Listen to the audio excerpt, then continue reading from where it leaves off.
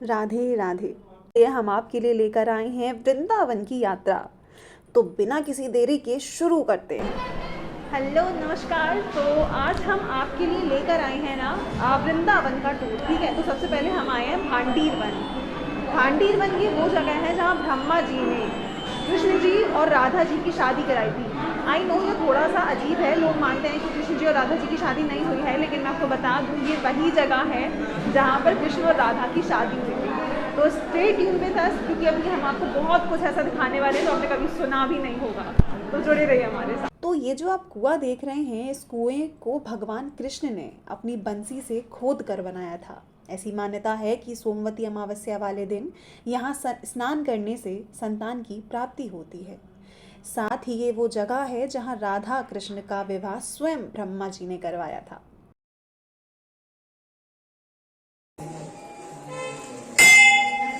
तो अभी हम आए हैं भांडीर वन में। जैसे कि मैंने आपको भी बताया था कि हम लोग उस मंदिर में गए थे जहाँ पर राधा कृष्ण की शादी हुई थी, ब्रह्मा जी ने करवाई थी। और अब अभी हम आए हैं दाऊ जी के मंदिर। तो आप देख सकते हैं, कैमरामैन प्लीज।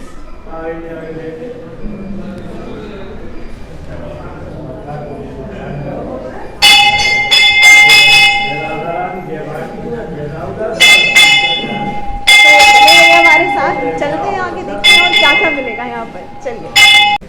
तो पंडित जी, यहाँ का इतिहास है क्या? लोग बोलते हैं कि यहाँ पे श्री कृष्ण और की शादी हुई थी राधा जी से, लेकिन कुछ लोगों का मानना है कि उनकी शादी नहीं हुई थी। तो हुई थी कि नहीं हुई थी? बताएंगे। देखो, आप इस स्थल पे आए हो ना, ये स्थल साक्षी है जो राधा रानी के विवाह का है, जिसका शास्त्रों में प्रमाण मिला। राधा रानी के विवाह का प्रमाण चाहिए तो गर्ग संहिता है, 16वां अध्याय है, उसमें भी इनके विवाह की चर्चा की गई है कि भांडीर वन में भांडीर वट के नीचे राधा कृष्ण का मिलन हुआ। वही मिलन पहला ही मिलन हुआ और ठाकुर जी ने पहले ही मिलन में राधा रानी से अपना विवाह किया। ये पेड़ साक्षी, इसका भागवत जी में वर्णन मिलता है। भागवत जी तो ये कहती है जो भी इस वृक्ष का दर्शन कर लेता है उसका पुनर्जन्म ही नहीं होता। और रही बात उनकी जो नहीं मानते, तो जब हमारी राधा रानी का यहाँ विवाह हुआ तो राधा रानी ने खुद ब्रह्मा जी से कह के इस स्थान को गुप्त रखा। बोले कि ये मेरा गुप्त वृंदावन है, उससे ही यहाँ का पता चलेगा। या तो वो यहाँ आएगा, यहाँ के दर्शन करेगा, या यहाँ के जो ब्रजवासी मेरे होंगे उनसे जानेगा कि मेरा विवाह हुआ या नहीं हुआ कन्हैया से। तो आप यहाँ देखोगे तो ठाकुर जी के हाथ में मोर पंख है और राधा रानी विराजमान है और ब्रह्मा जी खुद हैं जिन्होंने विवाह ये पढ़ा है। ब्रह्मा जी ने इस जगह नारद जी को कन्यादान दिया है। तो ये वटवृक्ष। अब हम चल चुके हैं वंशीवट की तरफ, जहाँ हमें रास्ते में कई पक्षी दिखे, जिनमें से मोर, मोरनी और तोते काफ़ी मेन थे। साथ ही ये पंचकूप, जहाँ कभी 5 तीर्थों का जल हुआ करता था, लेकिन अब रखरखाव के अभाव में इसकी स्थिति कुछ ऐसी है। साथ ही वंशीवट ये वो जगह है जहाँ आज भी पेड़ों से ढोल, शंख, नगाड़ा जैसी ध्वनि सुनाई पड़ती है। पहले ऐसा लगता था कि ये सारी बातें झूठी हैं, लेकिन जब खुद अनुभव किया तो लगा कि हाँ, सत्यता तो है। नमस्कार, मैं हूँ साक्षी। जैसा कि आप सबको गुंजन ने बताया कि आज हम ब्रिज यात्रा पर आए हैं, ऐसे ही हम आगे चलते चलते हम आ चुके हैं वंशीवट। वंशीवट पे हम उस जगह पर आए हैं जहाँ पर कृष्ण खड़े होके मुरली बजाया करते थे और उनके आसपास सारी गैया सब लोग उनको सुनते हुए आ जाया करते थे। इस वृक्ष की शाखाएं इतनी लंबी थीं कि वो इनकी शाखाओं पर ही चलकर यमुना नदी को पार करके राधा रानी से मिलने पहुंच जाया करते थे। कहते हैं आज भी इन पेड़ों में से उनकी ध्वनि की या कभी कभी ढोल नगीरों की, बंसी की, शंख की आवाज़ें आती हैं। चलिए पूछते हैं सब लोगों से, अगर उन लोगों ने सुना हो, उनको कुछ आवाज़ों का आभास हुआ हो। तो आप प्लीज़ हमें बताइए, हमारे दर्शकों को बताइए कि क्या आपको इसमें से आवाज़ें आई? जी हाँ, ये बात बिल्कुल सच है, क्योंकि हमने भी कान लगा के सुना है। इसमें किसी को राधा की, किसी को कृष्ण की, किसी को बंसी की, किसी को शंख की आवाज़ आती है। आपने भी सुनी? हाँ, सुनी है। आती है। तो पहली बार सुन रहे हो आप या? नहीं, हम तो इधर के ही हैं, तो हम तो सुनते ही रहते हैं। ये बात सच है कि हम इधर के ही हैं और आवाज़ आती है इसमें से। तो हर दिन मुरली की आवाज़ आती है? अलग अलग दिन? हर दिन आती है, रोज आती है। हर समय मुरली की आवाज़ आती है। इस पर बहुत सारे वैज्ञानिकों ने भी शोध किया है, उन्होंने भी सुनी है, सर्च किया उन्होंने, लेकिन उसको मतलब सिद्ध नहीं कर पाए क्या है। ये सब भगवान की लीला है। अच्छा, आप हमें बता सकती हैं कि आपको वृंदावन आके यहाँ पे आके कैसा लग रहा है? वृंदावन आके ऐसा लग रहा है कि बस यहाँ से जाने का मन ही नहीं कर रहा। वो एकदम अलग ही अनुभूति हो रही है जो अब तो सुना था, आज तो साक्षात देखा है हकीकत में। और किसी में तो दिल धड़कने की सी आवाज़ आ रही है, किसी में डमरू की, किसी में एकदम। और एक पेड़ था जो बिल्कुल, उसमें तो कुछ नहीं था, मैं इसमें तो कुछ नहीं आई होगी आवाज़, और उसमें तो सबसे ज़्यादा ही आ रही थी वास्तव में। तो आप यहीं पे मतलब पहली बार आए हैं? हाँ, पहली बार आए हैं। कहाँ से आ रहे हैं आप? आगरा से। आगरा से आए हैं। हम तो बोलते हैं भगवान से कि फिर भी दोबारा आए, हे प्रभु ऐसा मौका दे कि हम चाय का दोबारा भी हम चाय पिए। चाय का तो अलग ही वो है, हंडी वाली चाय। Thank you. अब हम आगे आए हैं कृष्ण जन्मभूमि, जहाँ पर कैमरा, फ़ोन ये सब ले जाना तो अलाउड नहीं है, तो इसके अंदर की चीज़ें तो हम आपको नहीं दिखा पाएंगे। लेकिन असली जन्मभूमि को तोड़कर ईदगाह जो बनवाया गया है, इससे लोगों में काफ़ी नाराज़गी देखने को मिली। तो आइए जानते हैं कि उनका क्या कहना है। लोग बताते भगवान की नगरी है, तो हम भी मानते भगवान की नगरी है। मैं पढ़ा लिखा हूँ नहीं, इतना लंबा ज्ञानी है नहीं, सब लोग बताते वो हम जानते हैं कि जब मुसलमान का शासन था, तो जब मंदिर वो थे, मंदिर जो हमारे कुलकों के हिंदू धर्म का, तो उन्होंने मंदिर तोड़ के मस्जिद बनाई। अब मस्जिद टूट रही है, तो मंदिर बन रहे हैं, तो क्या बुराई हो रहा है? हम तुम्हारा हक थोड़ा मांग रहे हैं, तो अपना भगवान से उसमें काय का लड़ाई, काय का झगड़ा।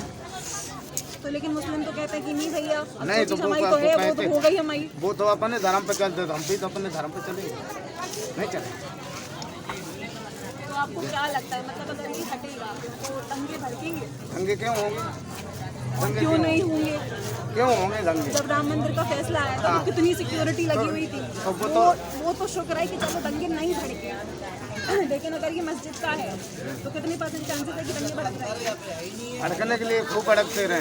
देखो, अगर उनका अल्लाह है तो हमारा भगवान है, अगर उनका अल्लाह है तो हमारा भगवान है, तो जो देगा तो परमात्मा ही करेगा, हमारे तुम्हारे करने से कुछ नहीं होगा। वो अगर हिंदू धर्म को मानता होगा तो हिंदू धर्म की विजय होगी, और वो मुसलमान को मानता होगा तो मुसलमान की विजय होगी। हम तो इतना जानते हैं, तो परमात्मा उसका भी है और ईश्वर हमारा भी है, तो जितना वो भी मानता है उतना हम भी मानते हैं। लेकिन लड़ाई झगड़ा जो करो तो गलत बात है।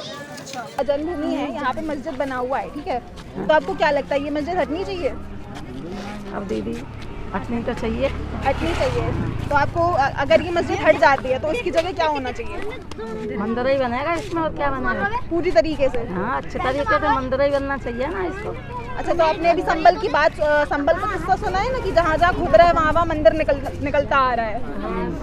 सुना है। अच्छा, आप बताओ तो आपको क्या लगता है अभी और मंदिर निकलेंगे? हाँ, निकलेंगे, क्यों नहीं निकलेंगे। और अभी यहाँ के बारे में आपका क्या कहना है? नाम के बारे में कहा, वो मस्जिद ही हटनी चाहिए। मस्जिद हटनी चाहिए। हाँ। आपको पता है कि मतलब जबरदस्ती बना दी गई है? हाँ, जिद्दतें बनाई वही थी, और अब मस्जिद टूट गया, मंदिर बनना चाहिए बढ़िया सा। तो अब हम पहुँचे हैं गोवर्धन की परिक्रमा लगाने के लिए। अब जो कि परिक्रमा 12 किलोमीटर लंबी है गोवर्धन की और 9 किलोमीटर लंबी है राधा कुंड की, तो टोटल हुआ 21 किलोमीटर। अब जो कि 21 किलोमीटर चलना हमारे लिए थोड़ा मुश्किल था, इसीलिए हमने चूज़ किया ई रिक्शा। अच्छा, ई रिक्शे में चलने पर, यानी ई रिक्शे में जब हम परिक्रमा लगा रहे थे तो हमें ना एक बड़ी अजीब चीज़ दिखी। एक तो मंदिर, जिस मंदिर का नाम था पूछरी के लोटा का मंदिर। यहाँ पर एक अजीब चीज़ ये थी कि पूरा ब्रज क्षेत्र उत्तर प्रदेश के राज्य में पड़ता है, लेकिन यही सिर्फ एक मंदिर राजस्थान के डींग जिले में स्थित है। ऐसा कैसे? साथ ही जब हम यहाँ की परिक्रमा लगा रहे थे तो लोगों को कहते हुए सुना कि यहाँ पर जब हम परिक्रमा लगाते हैं तो यहाँ पर लगती है अटेंडेंस। जी हाँ, वही अटेंडेंस जो स्कूल में लगती है। तो ये जो अटेंडेंस लगती है, ये कौन लगाता है, ये हम जानेंगे पंडित जी से। विराजमान किए, उनसे बोला हम कल परसों होते आ रहे हैं, मेरे पीछे जो भी गिरिराज जी की प्रतिमा दंडवती करे, आप उनका साक्षी हाजिर हमारे लौटने पर हमें बताना कौन सा भक्त किस भाव से आता है। नन्हे बोली भगवान मैं साक्षी हाजिर, मुझे भूख प्यास लगी, मैं एक क्षण यहाँ से उठे नहीं चले गया, तो बाद में मुझे दोष दोगे। भगवान ने इन्हें वरदान दिया कि मैं जब तक लौट के ना आ रहा तो भूख प्यास नहीं सुनाई। अन्न तो रिक्शे से परिक्रमा लगाते हुए और ठंडी ठंडी हवा खाते हुए हम पहुंच गए हैं मुखार वृंद, जो गोवर्धन महाराज का चेहरा माना जाता है। यहाँ पर दूध, दही, लस्सी, जलेबी इन सब का भोग लगाया जाता है। आप खुद देखिए। अब हम गोवर्धन पर्वत की परिक्रमा पर आप पहुंचे हैं राधा कुंड। राधा कुंड में हम जब गए तो हमें यहाँ पर 2 कुंड दिखाई दिए। वैसे तो एक ही था, लेकिन जहाँ राधा कुंड था उसके ही सामने मतलब बरोबर पर श्याम कुंड था। ऐसा कहा जाता है कि राधा कुंड स्वयं राधा रानी ने अपने कड़े से बनाया था। आगे की जानकारी हम पंडित जी से जानते हैं। हो चुका है। अपनी मृत्यु से बचने के लिए उसने कंस ने बार बार गोकुल में सबसे पहले तो पूतना को भेजा, तो भगवान ने बाल रूप में पूतना को मारा। उसके बाद में अकासुर, बकासुर, व्योमासुर, धेनुकासुर अनेक दैत्यों को भेजा, मगर भगवान के द्वारा उन सब का प्राणांत हुआ और भगवान ने उन सबको अपने परम धाम को पहुँचा दिया। जब ज़्यादा अत्याचार बढ़ने लगा असुरों का, तो नंद बाबा अपने समस्त गोप वालों को लेकर नंदी पर्वत पर जो अपना ग्राम बसाया, नंदग्राम के नाम से जिसे जाना जाता है, वहाँ पर रहने लगे। वहाँ से भगवान गोवर्धन की तलेटी में गाय चराने के लिए आया करते थे। आप आज इस स्थान पर बैठे हुए हैं, यहाँ पर गोवर्धन पर्वत था और उस समय पर भगवान यहाँ गाय चराने आते थे।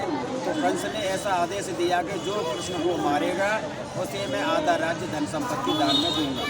ठीक है, तो अरिष्टासुर नामक दैत्य यहाँ पर रहा करता था। यहाँ पर पहले कुंड नहीं थे, यहाँ पर एक वन था और उस वन का नाम था अरीट वन। अरीट वन में अरिष्टासुर नामक दैत्य रहता था। उसने मन में सोचा कि कृष्ण यहाँ पर गाय चराने आता है, कृष्ण को गौ बहुत प्रिय है, यदि मैं गौ के बछड़े का रूप बना लूँ तो कृष्ण मुझे पहचान नहीं पाएगा और मैं कृष्ण को आसानी से मार सकता हूँ। तो जैसे ही भगवान यहाँ गाय चराने आए, अरिष्टासुर ने गौ के बछड़े का रूप बनाया, भगवान को मारने का प्रयास किया, लेकिन भगवान तो अंतर्यामी थे, दुष्टों का विनाश करने के लिए, धर्म की स्थापना के लिए अवतरित हुए थे। भगवान ने उसके साथ में युद्ध किया और अंत में उसका भी प्राणांत कर दिया। इस दृश्य को राधा रानी अपनी आंखों से बड़े देख रही थी। तो राधा रानी ने भगवान से कहा कि हे प्रभु, आपने इस असुर को मार दिया, ये बहुत अच्छा किया, मगर ये गौ के बछड़े के रूप में आया था, तब आपने इसको मारा है, तो आपको गौ मारने का अपराध बनता है, यानी आपको गौ हत्या का अपराध लगता है। तो भगवान बोले, हे राधे, तो मैं क्या करूं? ऐसा तो हो गया, अब मैं क्या करूं? तो राधा रानी ने कहा था कि आपको संसार के समस्त तीर्थों के जल से स्नान करना चाहिए, तभी आपका पाप मोचन होगा। भगवान बोले, वृंदावनम परतज्य पादमेकम न गच्छामि। हे राधा रानी, ब्रज एवं वृंदावन को त्याग कर जाने का मेरा अभी समय नहीं है। यदि आप कहें तो मैं समस्त तीर्थों को यहीं पर बुला लूँ। तो राधा जी ने कहा, ये तो बहुत उत्तम बात है। तो आकाश, पाताल, पृथ्वी तीनों लोकों में 68 करोड़ तीर्थ होते हैं। तो भगवान ने कार्तिकवती अहोई अष्टमी को, जो करवा चौथ की 4 दिन बाद पड़ती है, अपने कुल गुरु के सानिध्य में भगवान ने सारे तीर्थों का आह्वान किया। सारे तीर्थ अपनी झाड़ियों में जल लेकर यहाँ उपस्थित हुए। अब प्रश्न उठा के कान्हा जी का स्नान कहाँ होना चाहिए? तो ब्रजवासी बोले, हे राधे, आप तो ब्रज की महारानी है, आप इस बात का निर्णय करो कि कान्हा जी का स्नान कहाँ होना चाहिए। तो राधा जी ने अपनी सखियों के साथ मिलकर जो सोने के कंगन पहनती हैं, तो कंगन के माध्यम से छोटे से कुंड का निर्माण किया, जिसे कंगन कुंड के नाम से जाना जाता है। उस कंगन कुंड में भगवान को खड़ा किया, सारे तीर्थों ने स्नान कराया, उनका पाप मोचन हुआ। तो भगवान बोले, हे राधे, अब मैं सारे तीर्थों से जल से मेरा स्नान हो चुका है, मैं पाप से मुक्त हो गया हूँ, और ये कुंड आपने अपने हाथों से बनाया है, तो भविष्य में ये कुंड आपके नाम से ही जाना जाएगा। इसलिए आप आज जिस कुंड को देख रहे हैं, ये राधा कुंड के नाम से जाना जाता है, इसे राधा कुंड कहते हैं। उसके बराबर में श्याम कुंड है। भगवान ने मन में विचार किया कि राधा जी ने तो अपना कुंड स्थापित कर दिया, अपना चित्र बना दिया, दुनिया जानेगी राधे रानी को, मुझे कौन जानेगा यहाँ पर। इसीलिए भगवान ने उसी के बराबर में बंसी से एक छोटे से कुंड का निर्माण किया, जिसे वज्रनादी कुंड कहा जाता है। ऐसा कहा जाता है कि उस कुंड में जल नहीं निकला, जो संसार के सारे तीर्थों का जल जो इस कंगन कुंड में विद्यमान था, उस जल को बंसी से रास्ता बना बना करके अपने कुंड में ले जाके स्थापित कर दिया। कहने का तात्पर्य है कि राधा कृष्ण स्नेही, एक प्राण दो देही। जैसे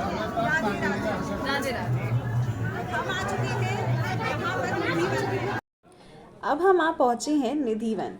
निधिवन ये वो स्थान है जहाँ राधा कृष्ण और गोपियाँ रात के समय यहाँ पर नृत्य करते हैं।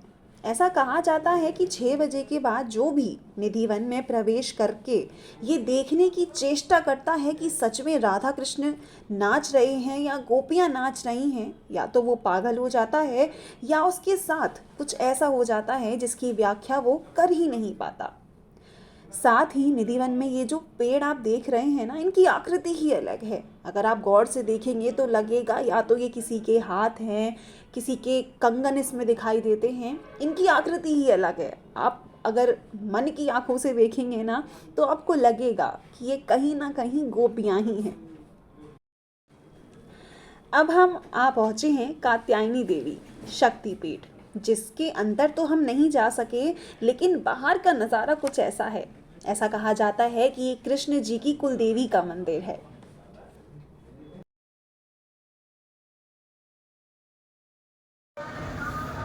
ब्रज धाम के दर्शन कराते कराते हम अब आपको ले आए हैं काली देव मंदिर।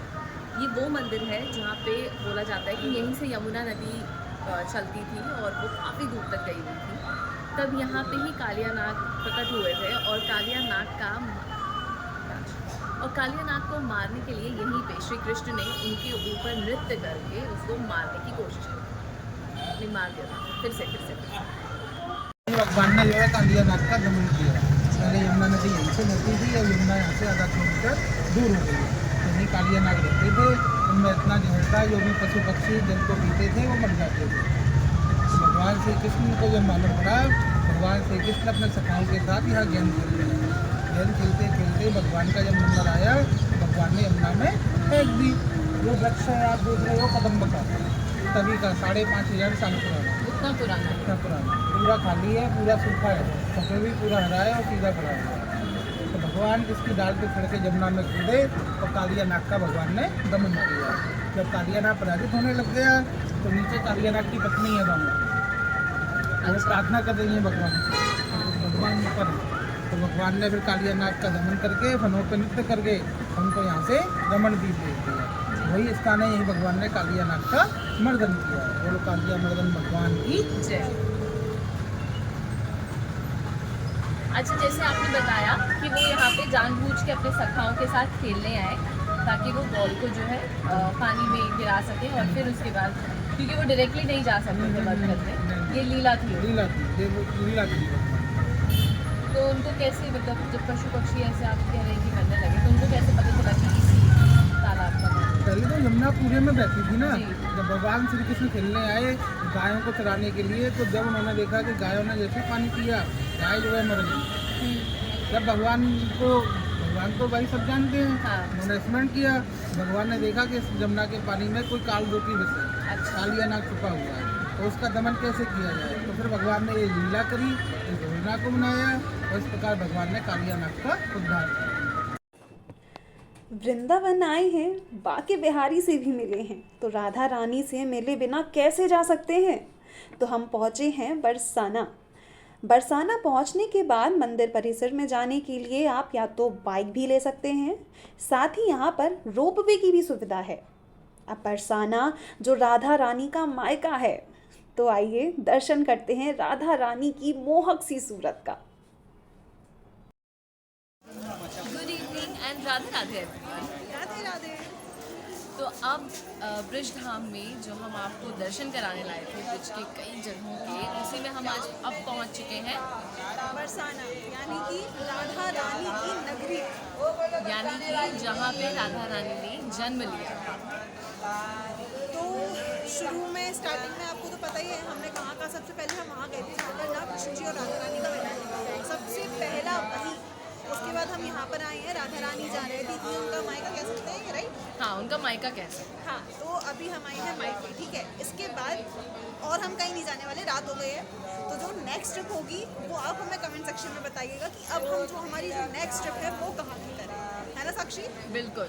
तब तक के लिए स्टे ट्यून विद अस और अपने कमेंट करके बताइए कि आप और कहाँ चाहते हैं कि हम वहाँ जाएं और आपके लिए नई नई वीडियोस लेकर आएं। तब तक के लिए राधे राधे। राधे राधे। कहते हैं कि अब कलयुग है जी, मुझे नहीं लगता। बाबा तुलसी ने ये भी लिखा है कि कलयुग सम युग नहीं जो नर कर विश्वास।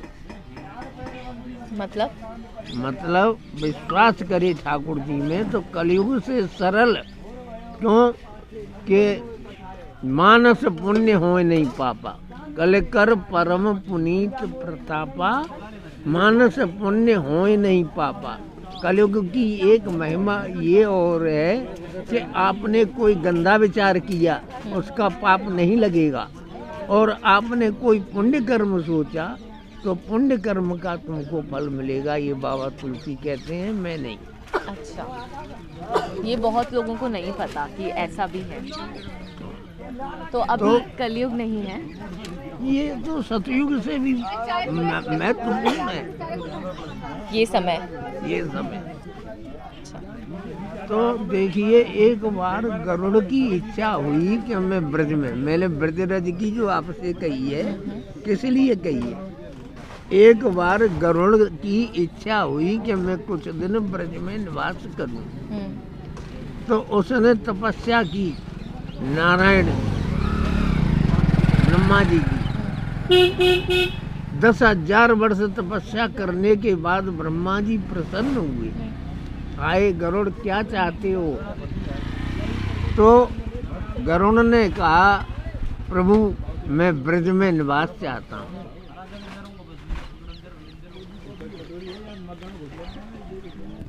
तो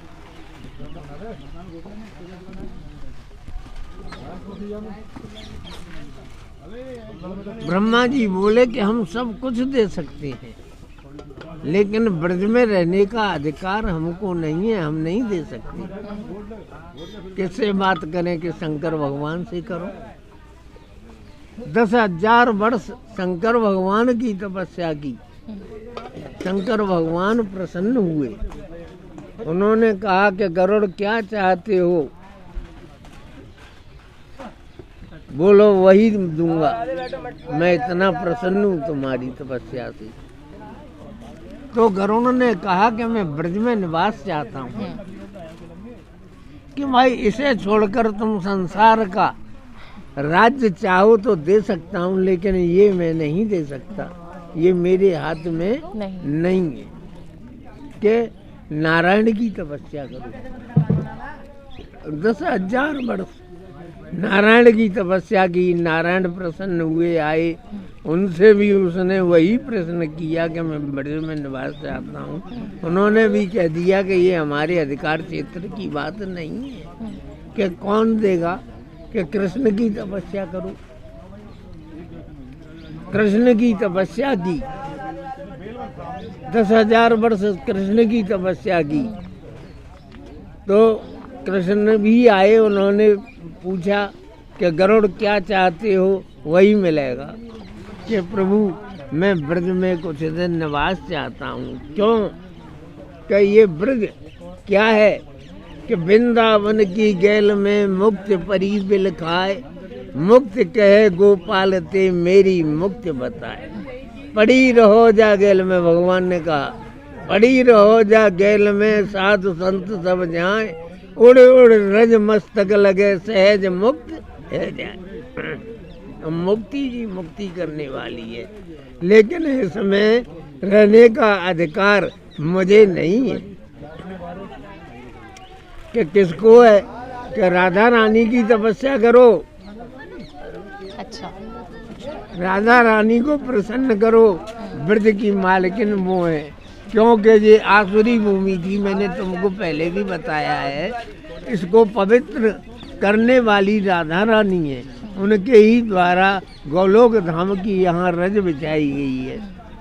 मकान तुम बनाओगे तो मालिक तुम होगी, मैं नहीं हो सकता। क्यों नहीं हो सकता? कि मकान तुमने बनाया है, इसीलिए इस ब्रज को राधा रानी ने बनाया है, राधा रानी ही इस ब्रज की मालकिन है। तो फिर गरुड़ ने 10,000 वर्ष तपस्या फिर की, राधा रानी प्रसन्न हुई, आई, बोली गरुड़ क्या चाहते हो, क्या तपस्या किसके लिए कर रहे हो, तुमको क्या चाहिए? गरुड़ बोला, किशोरी जी अनेकों प्रकार से स्तुति की, मैं ब्रज में निवास चाहता हूँ कि अभी तुम्हारी तपस्या इतनी नहीं हुई कि तुम ब्रज में निवास कर सको, केवल ब्रज के ऊपर होके उड़ सकती हो। 50,000 वर्ष तपस्या करने के बाद गरुड़ को ब्रज के ऊपर उड़ने का अधिकार मिला, ऐसा मैंने संतों से सुना है। अच्छा, तो बताइए कि जो ब्रज में आते हैं ब्रज रज को ले जाते हैं, यहाँ पंडा पुजारी मना करते हैं, लेकिन किसी चीज को है तो ले जाने में कोई, उनसे राधा जी से प्रार्थना करो, कृष्ण से प्रार्थना करो कि आपकी चरण रज, संतों की चरण रज, ब्रज की रज हम ले जाना चाहते हैं, हमारा कल्याण करना, हमको आज्ञा दो, हम आपकी रज ले जाने। तो इस ब्रज की रज का इतना बड़ा महत्व है।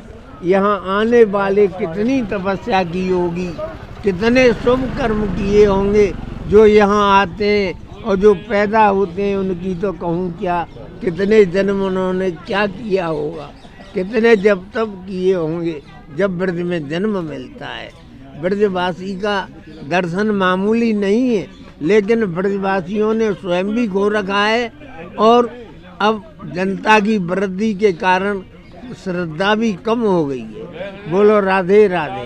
राधे राधे।